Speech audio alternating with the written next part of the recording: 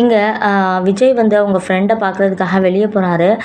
காவேரி கேட்குறாங்க, "எங்கங்க போறீங்கன்னு?" கேட்கும்போது, இவங்ககிட்ட சொன்னா எப்படிங்க தெரிஞ்சு போயிரும். இந்த மாதிரி ஃபோட்டோ ஷூட் நீ வெளிய அட்வர்டைஸ்மென்ட் போட்டதுனால தான் நம்ம ஃப்ரெண்டு வந்து இப்ப பேச கூப்பிடுறாங்கிறது இவகிட்ட சொன்னா அவ்வளவுதான். நான் இவ்வளோ சொல்லியும் நீங்க வந்து ரொம்பவே வீஞ்சிக்கிட்டீங்களே! இப்ப பாருங்க உங்களுக்கு படத்துல நடிக்கவே வாய்ப்பு கிடைச்சிருக்குன்னு ரொம்பவே பீத்திக்கிருவாளேன்னு சொல்லிட்டு, இல்ல ஒரு ஃப்ரெண்ட பார்க்க வெளிய போறேன்னு சொல்லிட்டு, இங்க விஜய் வந்து கிளம்பி போக, என்ன யாருன்னு சொல்லிட்டு கூட போமாட்டாரா? எங்க போறேன்னு கூட சொல்லாம அவர் பாட்டுக்கு போறாரு அப்படின்னு சொல்லிட்டு எங்க காவேரி நினைக்கிறாங்க.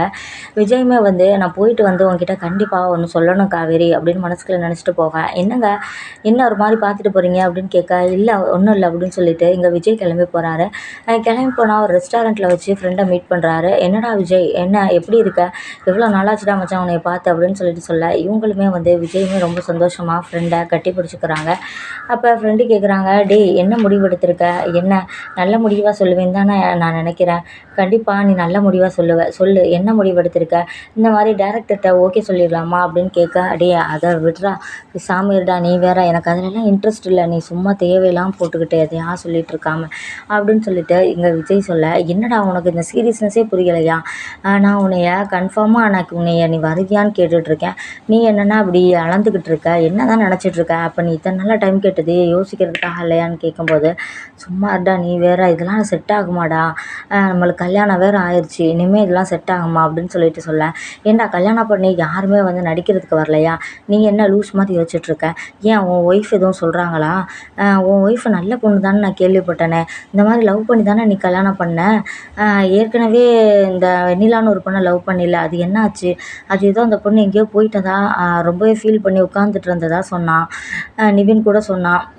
அதெல்லாம் நீ மறந்து மறுபடியும் கல்யாணம் பண்ணதே பெரிய விஷயந்தான், எத்தனை வருஷம் கல்யாணம் வேணாம் வேணான்னு இழுத்து போட்டுட்ருந்த, உன்னோட லவ் ஸ்டோரி சொல்லுடா கேட்போம், எப்படிடா இந்த பொண்ணை எப்படா பார்த்த, எப்படிடா உனக்கு பிடிச்சிருந்துச்சின்னு கேட்கும்போது, இங்கே விஜய் அப்படியே சைலண்ட்டாகவே இருக்கா. இது லவ்வும் கிடையாது, ஒரு ஸ்டோரியும் இல்லை, அது ஏதோ தானாக அமைஞ்சிருச்சு அப்படின்னு சொல்ல, என்னடா சொல்கிற, லவ் மேரேஜ்ன்னு தான் நான் கேள்விப்பட்டேன் அப்படின்னு சொல்லிட்டு இங்கே அவங்க ஃப்ரெண்டு சொல்கிறாங்க. அப்படிலாம் எதுவும் இல்லைடா, நீ வேற எதையாவது சொல்லிக்கிட்டு அப்படின்னு சொல்லிட்டு சொல்ல, எங்க சரி உன் ஒய்ஃபோட பேர் என்ன அப்படின்னு கேட்க, இது வந்து என் ஒய்ஃபோட பேர் காவேரிடா அப்படின்னு சொல்லிட்டு சொல்ல, ஓ அப்படியா, சரி என்ன பண்ணிட்டு இருக்காங்கன்னு கேட்க, என்னோட ஆஃபீஸில் தான் ஒரு வேலை போட்டு கொடுத்துருக்கேன், ரொம்ப நல்ல பொண்ணு தான் அப்படின்னு சொல்லிட்டு சொல்ல, சரி ஒரு வழியில் அவங்களோட உனக்கு செட் ஆயிடுச்சுல, எப்படியோ எப்படியோ உனக்கு கல்யாணம் ஆயிடுச்சு, அதுவே போதும், உங்கள் தாத்தா தானே ரொம்பவே ஃபீல் பண்ணிக்கிட்டு இருந்தார், இந்த மாதிரி என் பேரனுக்கு கல்யாணம் நடக்கலைன்னு ஒரு தடவை கூட நாங்கள் மீட் பண்ண போது சொன்னார், கண்டிப்பாக விஜய்க்கு நல்லது நடக்குன்னு நான் கூட சொல்லிட்டு போனேனே, அதுபடி உன் ஒய்ஃபும் நல்ல கேரக்டர் தான் நான் நினைக்கிறேன், ஏன் இப்போ நடிக்கலாம் வேணான்னு சொல்கிறேன், நல்ல பொண்ணு தானே அவங்க அப்படின்னு சொல்லிட்டு சொல்ல, ஆக்சுவலாக அந்த ஃபோட்டோ எடுத்ததே வந்து அவதாண்டா அப்படின்னு சொல்லிட்டு இங்கே விஜய் சொல்ல, என்னடா சொல்கிற, நான் கூட சொன்னேன்ல உன்னைய அந்த ஃபோட்டோ எடுத்து உங்களுக்கு நல்ல ஒரு விஷுவல்ஸ் இருக்குது, உன்னைய வந்து ஒரு ஹீரோ மாதிரி பார்த்துருக்காங்க, அதனால தான் உன்னை எவ்வளோ ரசித்து அழகாக ஃபோட்டோ எடுத்திருக்காங்கன்னு நான் சொன்னேனே, அப்போ அந்த ஃபோட்டோ எடுத்தது உன் ஒய்ஃப் தானா, பரவாயில்லடா உன்னை எந்த அளவுக்கு ரசித்து அழகாகவே ஃபோட்டோ எடுத்திருக்காங்க,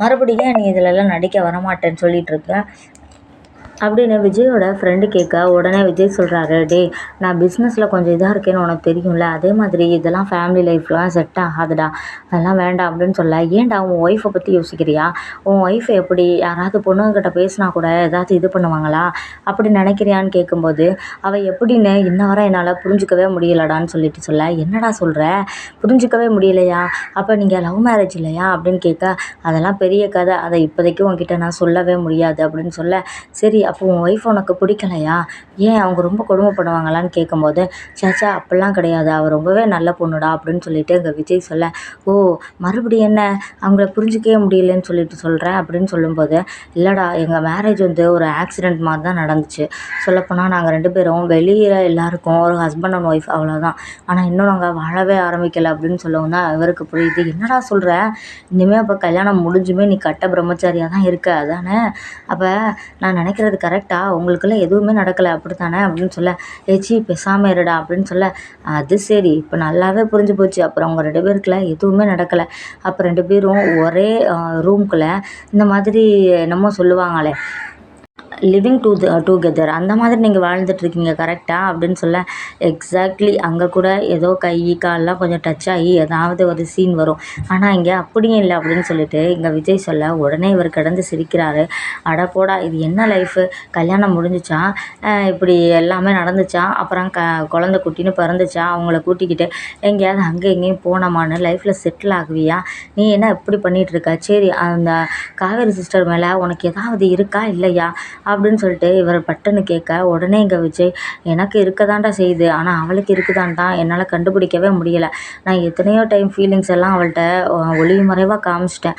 ஆனால் அவள் வந்து இன்னுமே வந்து என் ரூட்டுக்கு வர மாதிரியே தெரியல. அவருக்கு என்னமோ என்னை பிடிக்கலன்னு தான் நினைக்கிறேன்னு சொல்ல, ஏய் உன்னை யாருக்காவது பிடிக்காமல் இருக்குமா, உன் முகத்தை நீ என்னைக்காவது கண்ணாடியில் பார்த்துருக்கியா, இப்படி ஒரு அழகான பையனை எந்த பொண்ணுக்குமே பிடிக்காமல் இருக்காது. கண்டிப்பாக சிஸ்டருக்கு உன்னை பிடிக்க தான் செய்யும். நீ என்னைக்காவது அவங்ககிட்ட கேட்டிருக்கியா அந்த மாதிரி, என்னை உனக்கு பிடிச்சிருக்கா அப்படின்னு சொல்லிட்டு நீ என்னைக்காவது ஃபஸ்ட்டு கேட்டிருக்கியா அப்படின்னு சொல்லிட்டு இங்கே உங்கள் ஃப்ரெண்டு கேட்க, இல்லைடா அப்போல்லாம் நான் எதுவுமே கேட்டதில்லை அப்படின்னு சொல்லிட்டு இங்கே விஜய் சொல்ல, நீ முதல்ல அதை செய், என்னை உனக்கு பிடிச்சிருக்கான்னு சொல்லிட்டு முதல்ல சிஸ்டர்கிட்ட கேளு, அதுக்கப்புறம் எல்லாமே தானாகவே நடக்கும். நீ பாட்டுக்கு லூஸ் மாதிரி இப்படியே இருந்தேன்னா உன் லைஃப் என்னத்துக்கு ஆகுறது, என்னடா இப்படி இருக்கு அப்படின்னு சொல்லிட்டு இங்கே அவங்க ஃப்ரெண்டு அட்வைஸ் பண்ண, ஓ அப்படி சொல்கிறியா, ஆனால் இது எப்படி போய் கேட்க, நான் இப்படி கேட்டாலே அவன் சிரிப்பாடா, என்ன புதுசா அப்படின்னு சொல்லிட்டு சிரிப்பா அப்படின்னு சொல்ல, சிரிச்சா சிரிச்சிட்டு போகிறாங்க. எப்படியும் நீ லாஸ்ட் வர அவங்களோட வாழ போகிறேங்கிறத முடிவு பண்ணிட்டியா இல்லையா, இல்லை அவங்கள கழட்டி விட்டுட்டு வேறு கல்யாணம் பண்ணணுங்கிற ஐடியாவில் இருக்கியா அப்படின்னு கேட்க, சி அப்படிலாம் நான் யோசிக்கவே இல்லைடா, அப்படி ஒரு எண்ணமே எனக்கு இல்லை அப்படின்னு சொல்லிட்டு இங்கே விஜய் சொல்ல, அப்புறம் அவங்க சிரித்தாலும் சரி அடித்தாலும் சரி உன்னைய போட்டு குத்துனாலும் சரி, இனிமேல் அவங்க தான் உனக்கு எல்லாமே, நாங்கள்லாம் இப்படி தான் நினச்சிக்கிருவோம், அவகிட்ட என்ன ஒளிவு முறைவு இருக்க போகுது, எல்லாத்தையும் நீ ஃபஸ்ட்டு அவங்கக்கிட்ட ஓப்பனாக பேச ஆரம்பி, அதுக்கப்புறம் அவங்க மனசில் என்ன இருக்குன்னு அப்போ தான் உனக்கு தெரியும். நீ இங்கே ஒன்றுமே பேசாமல் சிஸ்டரும் ஒன்றும் தயங்கிக்கிட்டு இருக்காமல், ஆம்பளை நீயே இவ்வளோ தயங்கிட்டு இருக்கும்போது அவங்க பொண்ணுடா எப்படி உன்கிட்ட ஓப்பனாக வந்து இப்படி உன்னைய லவ் பண்ணுறேன், இந்த மாதிரி நம்ம சேர்ந்து இருக்கலாம்னு சொல்லிட்டு எப்படி பேசுவாங்க. தாலி கட்டினா போதாது, அவங்கள கொஞ்சம் கொஞ்சமாவது ரசித்து ஏதாவது சொல்ல வரணும். இல்லை ஓப்பனாக போய் அவங்கக்கிட்ட நான் அவங்கள லவ் பண்ணுறேன் அப்படின்னு சொல்லிட்டு நீ சொல்லிடு. இதை விட வேறு வழியே கிடையாது, புரியுதா. அதுக்கப்புறம் அவங்க என்ன பதில் சொல்கிறாங்களோ அதுபடி நடக்கட்டும், புரியுதா. அப்போ தான் உங்கள் லவ் வந்து அடுத்த கட்டத்துக்கு போகும். சும்மா ஜவ்வு மாதிரி 2 பேரும் பார்த்துக்கிட்டு இப்படியே இருந்தீங்கன்னா என்ன ஆகுறது. அந்த பொண்ணு என்ன நினைப்பா, ஆல்ரெடி ஒருத்தவங்களை லவ் பண்ணியிருக்காங்களே, அதனால கூட தயங்கிக்கிட்டு உங்ககிட்ட பக்கத்தில் வராமல் கூட இருந்திருக்கலாம். ஃபஸ்ட்டு உன் மனசில் உள்ளதை நீ ஓப்பனாக சொல்லுன்னு சொல்ல, அப்போ தான் விஜய்க்கே தோணுது, ஃபஸ்ட்டு நம்ம மனசில் காவேரி இருக்கா அப்படிங்கிறத நம்ம எப்படியாவது அவளுக்கு தெரியப்படுத்தினா தான் நம்ம லைஃப் வந்து அடுத்த கட்டத்துக்கு போகும். அப்புறம் காவேரி வந்து வெண்ணிலாவே சொல்லி சொல்லி நம்மளை போட்டு டார்ச்சர் பண்ணுவா இல்லைனா அப்படின்னு சொல்லிட்டு எங்கள் விஜய் நினச்சிட்டு, ரொம்ப தேங்க்ஸ்டா மச்சான் அப்படின்னு சொல்லிட்டு கன்னத்தில் ஒரு முத்தம் கொடுக்குறாங்க அவங்க ஃப்ரெண்டுக்கு. உடனே இதெல்லாம் அவன் பொண்டாட்டிகிட்ட போய் பண்ணு அப்படின்னு சொல்ல, சி அப்படின்னு சொல்லிட்டு எங்கள் விஜய் வந்து அந்த இடத்த விட்டு போக, உடனே அவர் கேட்குறாரு, மறந்துடாதடா நம்ம விஷயத்த, ஃபஸ்ட்டு உன் ஒய்ஃப்கிட்ட பேசி நடிக்க வரலாமா என்னன்னு கேட்டு என்னன்னு சொல்லுடா அப்படின்னு சொல்ல, இனிமே நடிக்கிறதெல்லாம் வந்து செட் ஆகாது, சும்மா அதையே சொல்லிட்டு இருக்காதடா நீ வேறு அப்படின்னு சொல்ல, என்னடா இப்படி நான் வந்த வேலை முடியலை நீ வந்த வேலை முடிஞ்சிருச்சு பார்த்தியான்னு சொல்ல, இவர் பைக் எடுத்துகிட்டு சல்லுன்னு கிளம்புறாரு. பார்த்தியா இவனுக்கு ஒரு ஐடியா கொடுக்காம எப்படி பறந்து போகிறான் அப்படின்னு சொல்லிட்டு, இங்கே பாரு பில்லை கூட நான் அப்படி தான் பே பண்ண வேண்டியதாக இருக்குது அப்படின்னு சொல்லிட்டு பில்லை பே பண்ணிவிட்டு இவர் கிளம்பிடுறாரு. இங்கே ஃபாஸ்ட்டாக போகிறவர் எங்கள் வீட்டில் போய் சல்லுன்னு நிற்க, இங்கே காவேரி வாசல்லே நின்றுட்டுருக்காங்க. என்னங்க இப்படி வேகமாக ஓட்டிகிட்டு வரீங்க பைக்குன்னு கேட்க, அதெல்லாம் அப்படி தான், இங்கே வா நீ ஃபஸ்ட்டு அப்படின்னு சொல்லிட்டு அங்கே காவேரி ஷோல்டரில் கையை வச்சு விறுவிறுன்னு கூட்டிகிட்டு போக, என்ன எங்கே கூட்டிகிட்டு போகிறீங்க அப்படின்னு சொல்லிட்டு இங்கே காவேரி கேட்க, அதெல்லாம் ஒன்றும் இல்லை இங்கே வா அப்படின்னு சொல்லிட்டு இங்கே காவேரியை கூட்டிகிட்டு போகிறவர் போய் பெட்டில் உட்கார வைக்கிறாரு. உடனே காவேரியோட முகத்தையே ஒத்து பார்த்துட்ருக்கேன். என்னங்க என்ன சரசரன்னு கூட்டிகிட்டு வந்தீங்க, எங்கேயோ இருந்து வந்தீங்க, அப்படியே ஜாலி மூடில் வந்தீங்க, என்னை அப்படியே விறுவிறுன்னு கூட்டிகிட்டு வந்து கதை உடச்சிட்டு இப்படி என்னையோ பார்த்துட்டு இருந்தா என்ன அர்த்தம், என்ன சொல்லணும் என்ன அப்படின்னு சொல்லிட்டு கேட்க, கொஞ்ச நேரம் பேசாமல் இருக்கியான்னு சொல்லிட்டு அங்கே திரும்ப காவேரியோட முகத்தையே பார்க்க, காவேரி ஒரு மாதிரி என்னடா இவர் இப்படி பண்ணிகிட்ருக்காருன்னு சொல்லிட்டு அவங்க மேலே மேலே அப்படியே பார்த்துக்கிட்டு ஷாலையெல்லாம் இழுத்து விட்டுட்டு, என்னங்க இப்படி பண்ணிகிட்ருக்கீங்க, என்ன விஷயம், நான் வெளியே போகிறேன் அப்படின்னு சொல்லிட்டு இவங்க கதவை திறக்க போக, இங்கே காவேரி பக்கத்தில் வர்றவர் கதவை இவங்க தாப்பால் மேலே கையை வச்சுருக்கா, அந்த கையை வந்து இவர் டக்குன்னு பிடிச்சிடுறாரு.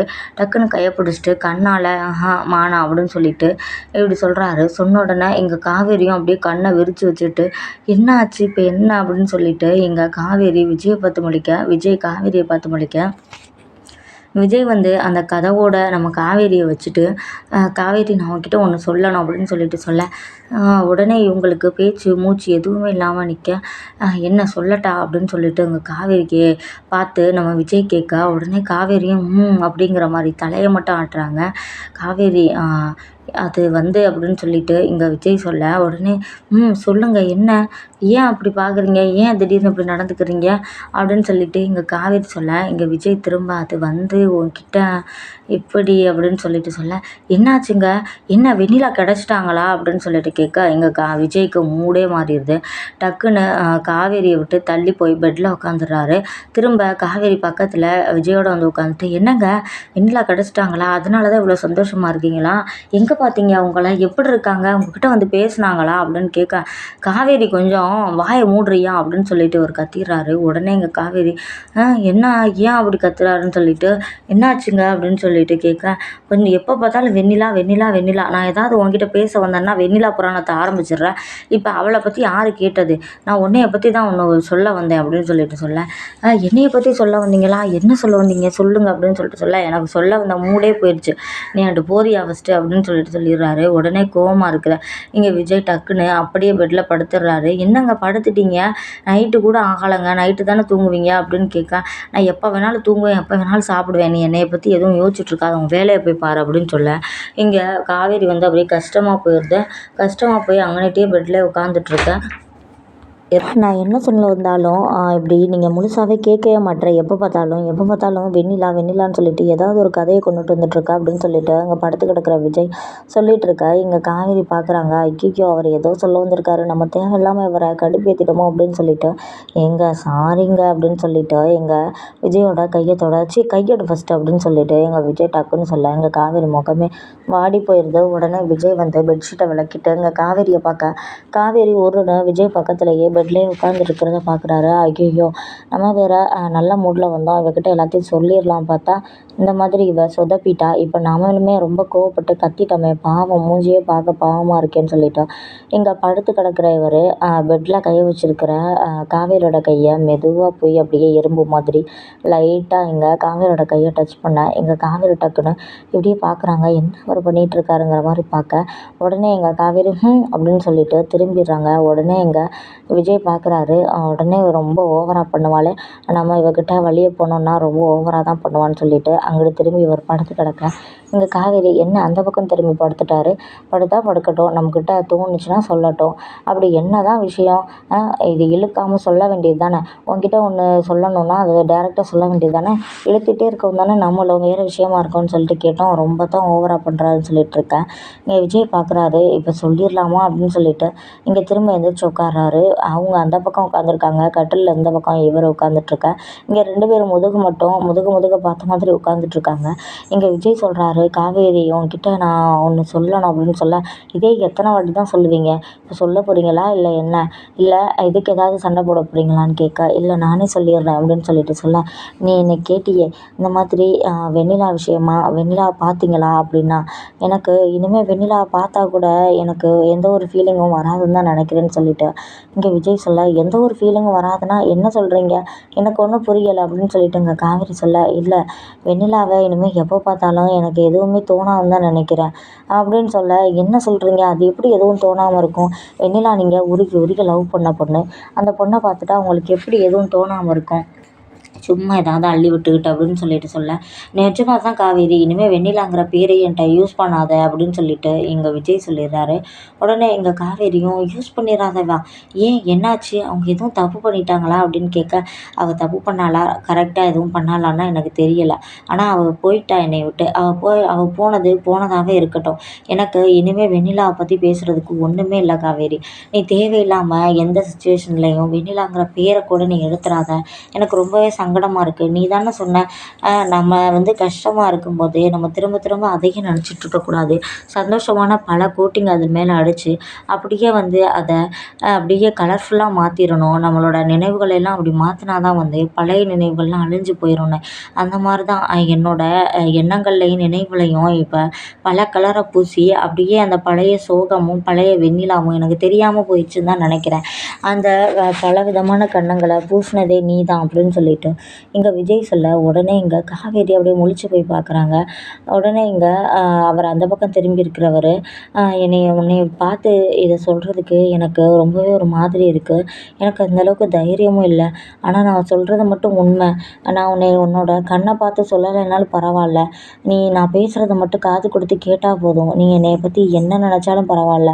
இவன் என்னடா இப்படி வெண்ணிலாவை உயிருக்குயிராக லவ் பண்ணுறேன்னு சொன்னான், இப்படி கொஞ்ச நாளில் நம்மளை லவ் பண்ணுறேன்னு சொல்கிறானேன்னு சொல்லிட்டு நீ நினச்சிடாத அப்படின்னு சொல்லிட்டு இவர் ஓப்பனாக சொல்ல, என்னது நம்மளை லவ் பண்ணுறேன்னு சொல்கிறோம்னு நினச்சிடாதையா அப்படின்னு சொல்லிட்டு அப்படியே இருக்கிறாங்க இங்கே காவேரி. உடனே இங்கே விஜய் தானாக இப்படி வாயிலேருந்து வந்துருச்சுன்னு நினச்சிட்டு அப்படியே அவரும் உட்காந்துட்ருக்காரு. இல்லை காவேரி, நான் சொல்கிறதெல்லாம் உண்மைதான். நான் சொன்னேன் பார்த்தியா, இந்த மாதிரி பலவித எண்ணங்களை, மகிழ்ச்சியான சந்தோஷமான தருணங்களை, நம்ம கவலையாக இருக்கிற எண்ணங்கள் மீது பூச பூச அது அப்படியே வந்து காணாமல் போயிடும்னு. அந்த மாதிரி என்னோடய வாழ்க்கையில் இப்போ சந்தோஷமான நினைவுகள் மட்டும்தான் இருக்குது. அதை கொஞ்சம் கொஞ்சமாக என் வாழ்க்கையில் பூசினதே நீ தான்.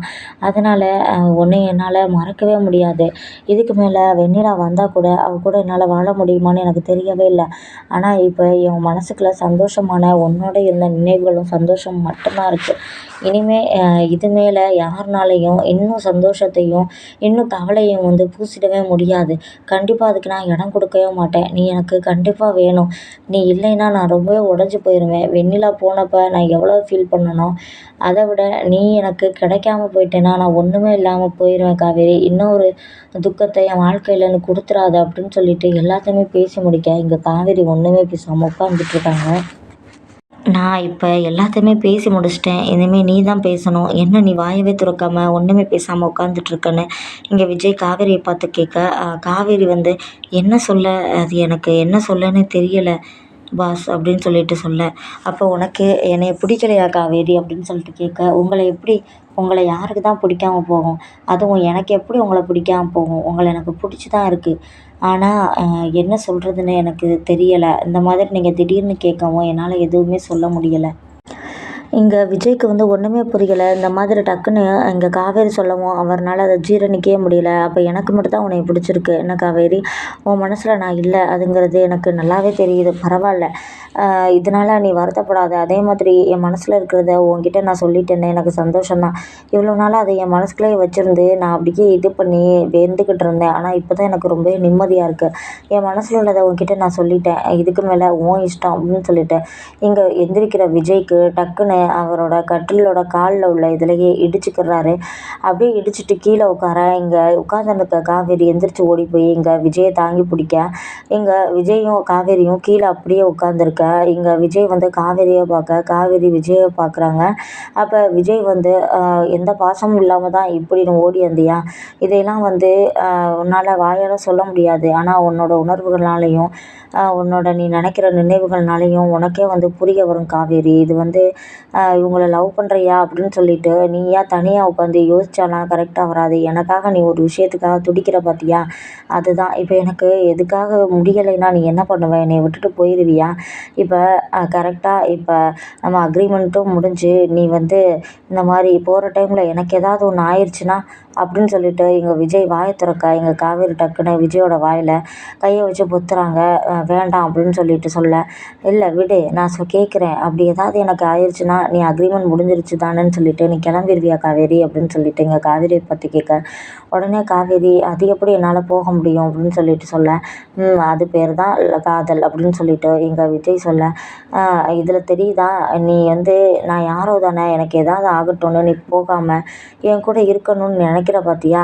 அப்போ உன்னோட உள் மனசுலேருந்து கேளு, நீ என்னை லவ் பண்ணுறியான்னு கண்டிப்பாக உனக்கு புரியும்னு சொல்லிட்டு இங்கே சொல்ல, இங்கே எந்திரிக்கிற விஜய் அவருக்கு கால் ரொம்ப பயங்கர பெயினாக இருக்க, ஐயோ அப்படின்னு சொல்கிறாரு. எங்கள் காவேரி விஜயை பிடிச்சி தாங்கி உட்கார வைக்கிறாங்க. எதுக்கு இந்த தேவையில்லாத வேலை உங்களுக்கு அப்படின்னு சொல்லிட்டு இங்கே பிடிச்சி உட்கார வைக்கிறவங்க, கண்டிப்பாக இது நடந்ததுனால தானே இப்படி வந்து நீ என்னைய தொட்டு தூக்கியிருக்க அப்படின்னு சொல்லிட்டு இங்கே காவேரியை பார்த்து விஜய் சொல்ல, இங்கே காவேரி வந்து சிரிக்கிறாங்க. ஆனாலும் உங்களுக்கு வாய் தான் அப்படின்னு சொல்லிட்டு சொல்ல, வாய் இல்லைன்னா உன்னிட்ட பேசி ஜெயிக்க முடியுமா? என்ன சொல்கிற நீ இப்போ? என்னைய லவ் பண்ணுறேன்னு சொல்ல வர்றியா? இப்போ எதுக்கு என்னைய பிடிச்சிட்ருக்க? தள்ளி போ, தள்ளி போய் உட்காரு அப்படின்னு சொல்ல, உடனே எங்கள் காவேரி, ஏன் நான் பிடிச்சா என்ன? உங்களை லவ் பண்ணால் தான் நான் உங்களை தொடரமா அப்படின்னு சொல்ல, கண்டிப்பாக நீ என்னைய விரும்பினா மட்டும் தான் என்னைய டச் பண்ணணும் அப்படின்னு சொல்லிடுறாரு. எங்கள் விஜய் சொன்னதை கேட்டு காவேரி வந்து கையை எடுத்துகிட்டு தனியாக உட்காந்துட்ருக்கேன். உடனே இங்கே விஜயை பார்க்குறாங்க காவேரி.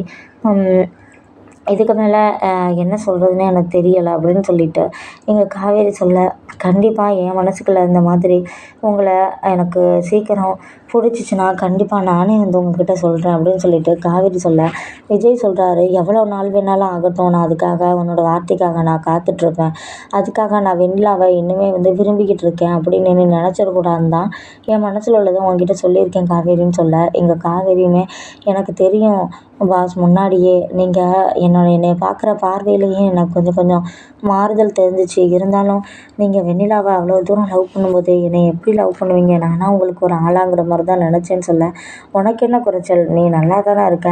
அதே மாதிரி உன்னோட அழகை பார்த்துலாம் நான் லவ் பண்ணவே இல்லை. உன்னை எனக்கு ரொம்ப பிடிக்கும் அப்படின்னு சொல்லிட்டு இங்கே காவேரி சொன்னதை, காவேரியை பார்த்து விஜய் சொன்னதை கேட்டுட்டு காவேரி ரொம்பவே சந்தோஷப்படுறாங்க.